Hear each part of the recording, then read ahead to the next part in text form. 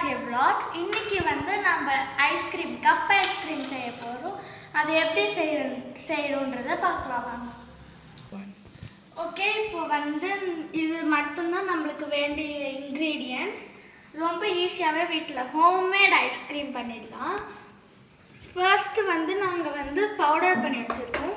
உங்களுக்கு எந்த ஃப்ளேவர் வேணுமோ அந்த ஃப்ளேவரோட பிஸ்கெட்டை வாங்கிட்டு வந்து நீங்கள் பவுடர் பண்ணிக்கலாம். நாங்கள் சாக்லேட் ஐஸ்கிரீம் பண்ண போகிறோன்றதுனால டார்க் ஃபேண்டசி சாக்லேட் பிஸ்கெட்டை வந்து நாங்கள் இப்போது அரைச்சி பவுடர் பண்ணி வச்சுருக்கோம். அப்புறமா பனானா தேவை, அந்த கொஞ்சம் ஃப்ளேவர் வருன்றதுக்காக பனானா தேவை. அப்புறமா வந்து 10 ரூபா மில்க் பேக்கெட், அப்புறமா வந்து 3 டைரி மில்க், அப்புறமா சுகர், ஆஸ் யூஷுவல் சுகர். அவ்வளோதான் நம்மளோட இன்க்ரீடியன்ட்ஸ். இப்போ எப்படி பண்ணுறோன்னு பார்க்கலாம் வாங்க. இப்போ பால் காய வைக்கலாம். இப்போ வந்து நம்ம இந்த பால் காய வைக்க போகிறோம். 2 minutes later. இப்போ வந்து இந்த பால் நல்லா காஞ்சிருச்சு. நம்ம இப்போ இந்த பால் எடுத்துகிட்டு போயிட்டு அந்த பவுடர் கூட மிக்ஸ் பண்ணணும். வாங்க எடுத்து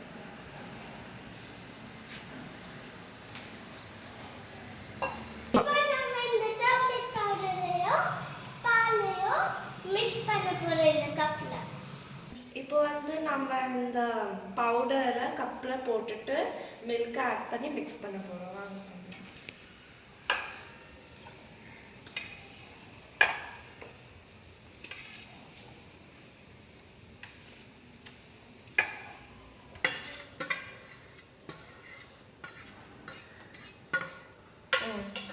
வாங்க, இப்போ கொஞ்சமாக நம்ம மில்க் ஆட் பண்ணலாம்.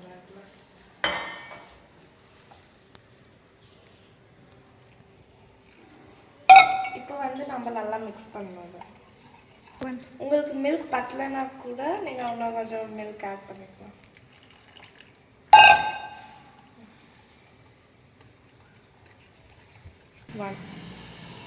இப்போ நீங்கள் வந்து நல்லாவே ஒரு 10 minutes மாதிரி நீங்கள் வந்து மிக்ஸ் பண்ணிகிட்டே இருந்தால் தான்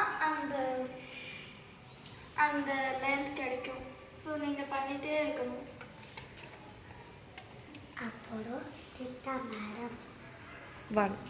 இப்போ வந்து நம்ம மோர் தென் 10 minutes மிக்ஸ் பண்ணிட்டோம். ஸோ இந்த மாதிரி ஒரு தின்னான ஃபார்ம், கொஞ்சம் லிக்விட் மாதிரி இருக்க ஃபார்மில் வந்துச்சுன்னா அது அப்போ வந்து நீங்கள் நிறுத்திக்கோங்க. அவ்வளோதான். வாழைப்பழம் எடுத்து பிசிக்கணும். இப்போ நம்ம இந்த பனானாவை கட் பண்ணிட்டு எனக்கு ஸ்க்யூஸ் பண்ணுறதுக்கு ரொம்ப நல்லா இருக்கும். இப்போ வந்து நாங்கள் எவ்வளோ அளவு சாக்லேட் க்ரீம் எடுத்துருக்கோமோ அதோட பாதி அளவுக்கு பனானா எடுத்துக்கலாம். இப்போ நாங்கள் இவ்வளோ தான் பண்ணியிருக்கோம். இந்த பவுலில் பாதி பண்ணியிருக்கோம். ஸோ அதுக்கு ஒரு பனானா போதுன்றதுனால ஒரு பனானா எடுத்துருக்கோம். இதோட நீங்கள் நிறையா எடுத்துக்கிட்டிங்கன்னா அந்த ஃப்ளேவரே சேஞ்ச் ஆகிடும். ஸோ இப்போ வந்து நம்ம இதை வந்து ஸ்குவீஸ் பண்ணிக்கலாம்.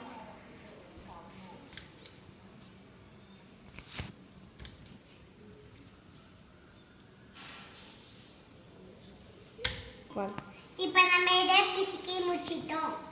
இப்போ வந்து நம்ம இதை வந்து இந்த பேட்டருக்குள்ள க்ரீம்குள்ளே போட போகிறோம்.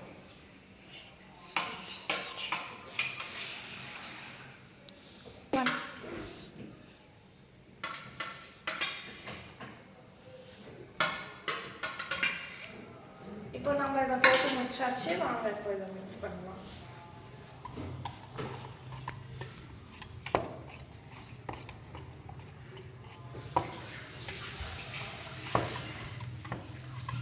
இப்போ வந்து நம்ம இதை மிக்ஸ் பண்ணிட்டோம். இது கொஞ்சமாக திக்காகிடுச்சு. இப்படி ஆனால் தான் நம்ம ஐஸ்கிரீம் நல்லா வரும்.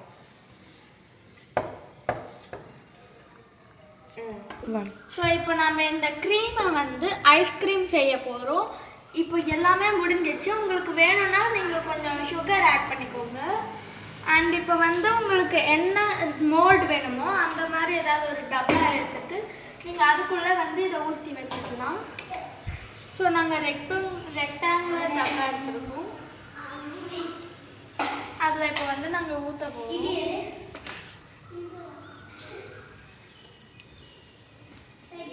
இப்போ ஊற்றுனா வந்து கொஞ்சம் லிக்விட் மாதிரி வரணும்.